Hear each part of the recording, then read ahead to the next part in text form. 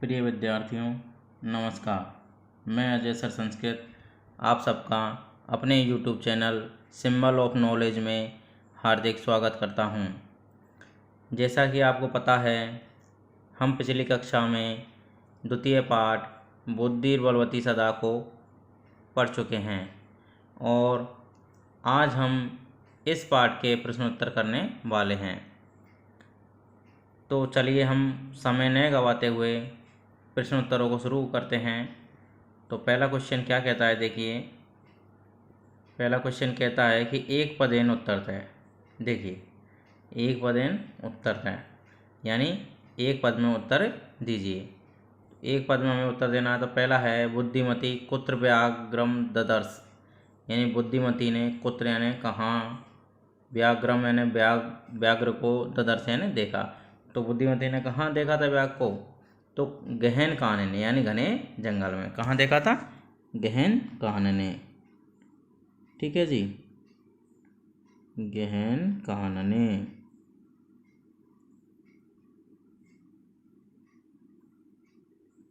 घने जंगल में, है ना। इसके बाद में अगला है कि भामनी यानी रूपमती स्त्री कया यानी किससे विमुक्त यानी विमुक्त हुई, यानी जो रूपवती स्त्री है वो किसके द्वारा विमुक्त हुई? तो किसके द्वारा हुई थी? निज बुद्धिया, अपनी बुद्धि के द्वारा, है ना। किसके द्वारा? निज बुद्धिया, बुद्ध बुद्धिया, है ना। निज बुद्धिया, अपनी बुद्धि से, है ना।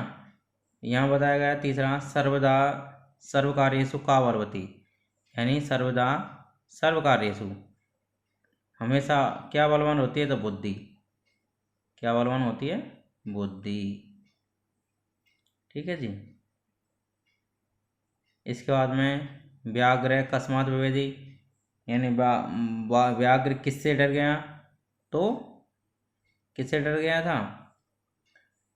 पाठ में आया था मानुषात, यानी व्याघ्र मारयति। तो यहाँ हम मानुषात भी कर सकते हैं ना। मानुषात यानी मनुष्य से। कौन कहता है इस बात को मनुष्य से डर गया? श्रृगाल, है ना। या हम व्याघ्र मारयति कर सकते हैं, व्याघ्र मारी, है ना जी। इसके बाद में देखिए प्रत्युत्पन्नमति बुद्धिमती किम आक्षिपन्ति उवाच, यानी किसको डांट करके भर्त्सना करते हुए कहती है? तो जम्बूकम। किसको करती है? आक्षिपन्ति किम, किम की जगह आ जाएगा जम्बूकम, जम्बूकम, है ना, जम्बूकम। देखिए, आपको करना क्या है ऐसे क्वेश्चनों में, जो प्रश्नवाचक जो शब्द होते हैं उनको हटाना। जैसे कुत्र है, कया है, का है, कस्मात है, इनकी जगह पर आपको इनका आंसर लिख देना है। दूसरे क्वेश्चन की ओर हम आगे बढ़ते हैं। दूसरा क्वेश्चन क्या कहता है, देखिए। अधोलिखितानां प्रश्नानां उत्तराणि संस्कृत भाषया लिखत, यानी नीचे लिखे हुए प्रश्नों के उत्तरों को संस्कृत भाषा में लिखिए। तो पहला है बुद्धिमती केन उपेता। तो केन की जगह अपन क्या लिखेंगे? पुत्र द्वय। क्या लिख देंगे? पुत्र द्वय। तो पुत्र द्वय, या फिर हम उपेता को भी हटा करके सीधा ही पुत्र द्वय उपेता लिख सकते हैं। पुत्र द्यो उपेता, द्योपेता, ये भी लिख सकते हैं हम सीधा, यदि केन और उपेता दोनों को हटा करके, है ना। और पूरी लाइन को जो कि तो हम लिख देंगे। फिर कह रहा व्याघ्र जो है वो क्या सोच करके भाग गया? किम विचार्य पलायित है, क्या सोच करके भाग गया? तो क्या सोच करके भागा था? कि व्याघ्र मारी काचिद इयमिति। तो व्याघ्र, है ना, पलायित है, तो यह आ जाएगा। तो व्याघ्र ने क्या सोचा? तो व्याघ्र मारी काचिद इयमिति, व्याघ्र मारी थी, व्याघ्र मारी इति, है ना। व्याघ्र मारी काचिद इयमिति, तो काचिद, है ना, काचिद इयम इति, इयम इति, इयम इति। इसके बाद में क्या आएगा? विचार्य, यहाँ से आ जाएगा विचार्य यानी विचार करके व्याघ्र व्याघ्र पलायतेन भाग गया। ठीक है। इसके बाद में अगला है लोके में तो भयात के मुच्यते, यानी संसार में महान भय से कौन मुक्त हो जाता है, तो कौन हो जाता है, बुद्धिमान, है ना। तो यहाँ आ जाएगा बुद्धिमान, के की जगह क्या आ जाएगा, बुद्धिमान। ठीक है, के की जगह क्या आएगा, बुद्धिमान, है ना, लिख लेना बुद्धिमान। ठीक है जी। इसके बाद में जम्मू के किम वदन व्याघ्र से उपवासम करोति, तो जो जम्मुख है वो क्या बोल करके व्याघ्र का उपवास करता है, तो क्या कहता है कि तुम मानुषादपि विवेशी, यानी तुम मनुष्यों से भी डर गए हो, है ना। इति वदन, ऐसा बोल करके, इति वदन ऐसा बोल करके जम्मुख है व्याघ्र से उपवासम करोति, है ना, जम्मुख व्याघ्र का उपवास करता है। यदि हम इसको क्वेश्चन आंसर में देखते हैं तो देखिए ये रहा ऊपर, देखिए यहाँ पर, यहाँ से आप यहाँ भी लगा सकते हैं, है ना। देखिए ये रहा, है ना जी। देखो उसके द्वारा कहा गया कि यत मानुषादपि विवेशी, तुम मानु से भी, मनुष्य से भी डरते हो, है ना। तो इसको आप वहाँ जा करके लगा सकते हैं, है ना। इसके बाद में आगे देखिए, बुद्धिमती श्रृगालम किम उक्तवती, बुद्धिवती ने श्रृगाल को क्या कहा, तो कहा कि रे धूर्त, है ना, रे धूर्त त्वा मह्यम पुरा वाक्त्रयम दत्तम, यानी तुमने पहले मेरे लिए 3 वाग दिए थे, विश्वास्य अद्येकम आनीय कथम यासी वद अधुना, यानी विश्वास दिला करके अब एक ही कैसे लेकर के जा रहे हो, अब बोलो। इति बुद्धिमती श्रृगालम उक्तवती, ऐसा बुद्धिमती ने श्रृगाल को कहा। तो ये अगर हम पाठ में ढूंढना चाहें तो ये हमारा रहा यहाँ पर, देखिए पाठ की यदि बात करें तो देखो ये रहा, ये बात उसने कही थी, देखिए रे धूर्त त्वा दत्तम मयम व्यागत्रयम पुरा विश्वास्य अद्येकम आनीय कथम यासी बधुना, यासी बद अधुना, है ना। तो इसको आप यहाँ से भी लिख सकते हो, यहाँ से यहाँ तक, ठीक है, ये हो जाएगा यहाँ पर। आगे हम बात करते हैं, क्वेश्चन की तरफ चलते हैं। आगे कौन सा क्वेश्चन है देखते हैं। दूसरा हमने ख़त्म कर लिया, तीसरा देखिए, तीसरे क्वेश्चन के लिए आपको सबसे ज़्यादा इम्पोर्टेंट जो है वो है आपको किम शब्द के रूप। क्या है, किम शब्द के रूप, यानी जितने आपको किम शब्द के रूप आएंगे पुल्लिंग में, स्त्रीलिंग में, नपुंसकलिंग में तो क्या है कि प्रथम और द्वितीय का अलग चलता है और बाकी का सेम क्या होता है, एक जैसा होता है पुल्लिंग की तरह। तो यहाँ पर देखिए तत्र राज सिंहो, यानी इसकी जगह पर आपको प्रश्न बनाना है। तो इसमें प्रश्न में क्या है कि जो विभक्ति यहाँ पर उत्तर में है वही हमें किम शब्द के रूप की विभक्ति यहाँ पर लिखनी है, वही वचन लिखना है। तो राज सिंहो, तो यहाँ आ जाएगा राज सिंहो की जगह पर क्या आ जाएगा, किम। राज सिंहो की जगह पर क्या आ जाएगा, किम, यानी क्या नाम, किम यानी क्या। ठीक है जी। चपेट्या, अब देखिए यहाँ पर चपेट्या की यदि बात करें तो यहाँ पर तृतीय विभक्ति एक वचन है, तृतीय विभक्ति एक वचन है और स्त्रीलिंग है। तो इसलिए चपेट्या में यदि हम किम शब्द में स्त्रीलिंग में तृतीय विभक्ति एक वचन में बात करें तो वहाँ आता है कया, तो यहाँ चपेट्या की जगह क्या आ जाएगा, कया। ठीक है जी। व्याग्रम, यहाँ पर कम आ जाएगा, क्या आ जाएगा, कम। इसके बाद में अपना है मानुषात, पंचमी विभक्ति एक वचन, तो पंचमी विभक्ति एक वचन है तो कस्मात, यानी सेम टू सेम चलेगा, आप बस किम शब्द के रूप याद रखेंगे तो आपको ये बनाने में आसानी रहेगी। मह्यम, चतुर्थी विभक्ति एक वचन और पुल्लिंग है तो कस्मई, इस हिसाब से आपको बहुत ही आसानी रहेगी। जल्दी ही हम आपको किम शब्द के रूप भी कराने वाले हैं। आगे हम चौथे क्वेश्चन की बात करते हैं कि अधोलिखितानि वाक्यानि घटनाक्रमानुसारेण युज्यत, है ना। तो घटनाक्रम के अनुसार कहने के व्याघ्र है, व्याघ्र मारी थी मतवा पलायत है, यह बाघ को मारने वाली, ऐसा सोच करके वो भाग गया। प्रतिपन्न मति वाली बुद्धि ने श्रृगाल को डांट करके बोला। जम्मू को उत्साहित किया हुआ बाघ पुनः कानन में आया, मार्ग में उसने एक बाघ को देखा, है ना। बाघ को देख करके उसने पुत्रों को डांटते हुए बोली, क्यों एक एक को बांट करके ही खा लीजिए, है ना, क्यों तुम झगड़ा कर रहे हो। इसके बाद में बुद्धिमती पुत्र द्वे उपेता, ये दो पुत्रों के साथ में आई है ना। और तुम ब्याग 3 लेकर के आने की प्रतिज्ञा करके एक ही लेकर के आए हो, गले में बंधा हुआ साग पुनः भाग गया। तो सबसे पहले क्या आएगा, तो सबसे नंबर 1 पे आएगा ये वाला 6 नंबर 1 पे आएगा। ठीक है, कि सबसे पहले क्या हुआ, बुद्धिमती कहाँ जा रही थी, अपने पिता के घर जा रही थी। फिर उसके बाद में कौन सा आएगा, मार्गे सा एकम व्याघ्रम बद्ध। देखिए दूसरे नंबर पर कौन सा आएगा, तो दूसरे नंबर पर आएगा ये वाला मार्गे सा, ये आएगा अपना दूसरे पे, है ना। तीसरे पर कौन सा आएगा, तो यहाँ पर तीसरे पर आएगा, यदि हम बात करें कि व्याघ्रम दृष्टा, है ना, ये वाला, ये आएगा तीसरे पर। बाघ को देख करके उसने कहा क्यों लड़ रहे हो, तो ये तीसरे पे आ जाएगा। अब चौथे पे कौन सा आएगा, चौथे पे आएगा कि व्याघ्र मारी थी। अब उसने सोचा, जब उसने ये बात कही तो फिर यही बात आई कि बाघ को मारने वाली है, तो इसको देख करके वो भाग गया।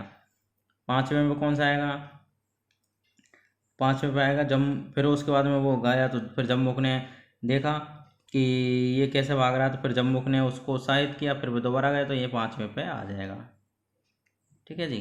छठवें पे कौन सा आएगा, फिर उसके बाद में क्या हुआ, जब जम्मुख ने उत्साहित किया तो फिर वह वापस गया, तो फिर उसने सोची कि ये तो भाई वापस आ गया, तो फिर बुद्धिमती ने उसको क्या किया, डांटा, तो छठे नंबर पे ये आ जाएगा। ठीक है। इसके बाद में 7वें पे क्या आएगा, 7वें पे आएगा जब उसको डांटा तो उसने क्या कहा था कि तुम पहले 3 बाग लेकर के आए हो, अब एक ही क्यों लेके आए हो, तो फिर वो बात कही उन्होंने, है ना। तो वो कौन से, फिर उसके बाद में 7वें पे आ जाएगा, है ना, 7वें पे ये रहा। इसके बाद में 8वें पे ये आ जाएगा, ये 7वें पे आ जाएगा, है ना, और ये 8वें पे आ जाएगा। ठीक है जी। इस हिसाब से ये हमारे घटनाक्रम के अनुसार वाक्य हो गए। 5वें क्वेश्चन पर चलते हैं हम। संधि विच्छेद करना है या संधि करना है, तो पितु ग्रहम की क्या होगी, पितुहु प्लस ग्रहम। कौन सी संधि है यहाँ पर, ऋतु विसर्ग संधि। कौन संधि है, ऋतु विसर्ग संधि। देखिए विसर्ग का रे हो जाता है, ग्रहम, ग्रहम। ठीक है जी। इसके बाद में एक एक वृद्धि संधि, तो 1 प्लस 1, 1 प्लस 1 है। ठीक है जी, 1 प्लस 1 है। अन्य प्लस अपि, तो अन्योपि, अन्योपि कौन संधि यहाँ पर, उत्तु विसर्ग संधि, अन्यो अपग्रह चिन्ह और अपि, अन्योपि, है ना। इत्युक्त्वा, यहाँ पर यन संधि है, कौन संधि है, यन संधि, तो ई ते आधा, है ना, इत्युक्त्वा, इत्युक्त्वा। इसके बाद में यत्र प्लस आस्ते यत्रास्ते दीर्घ संधि, है ना, यत्रास्ते, ये कहाँ आ जाएगा, ये इस खाली जगह में आएगा, है ना, डे वाली में। ठीक है, इसको आप यहाँ से कर सकते हो। अब हम बात करते हैं अगला, छठे क्वेश्चन की ओर चलते हैं कि नीचे दिए गए पदों के अर्थों को कोष्टक से चुन करके लिखना। ददर्श यानी क्या होता है, देखा, और दृष्टवान यानी भी देखा। ठीक है, तो ददर्श का आ जाएगा दृष्टवान। जगाजय ने कहा, तो एकत्यत, इसका आ जाएगा एकत्यत। क्या आ जाएगा, एकत्यत। यहाँ दृष्टवान, यहाँ एकत्यत। ययौ यानी गया, तो गतवान आ जाएगा, है ना, यहाँ। अत्तुम यानी खाने के लिए, तो खादी तुम, ये आ जाएगा। ठीक है। मुच्यते यानी छोड़ा गया, तो मुक्तो भक्ति, क्या आ जाएगा, मुक्तो भवति। इच्छते यानी देखना, तो पश्यति, क्या आ जाएगा, पश्यति। ये इस हिसाब से हमारा छठा क्वेश्चन कंप्लीट हो गया। 7वें क्वेश्चन की ओर चलते हैं हम। पाठ से चुन करके पर्याय पदों को लिखना है। तो पहला है बनम, बनन का क्या आ जाएगा, कानन, कानन। ठीक है जी, क्या आ जाएगा, काननम, है ना।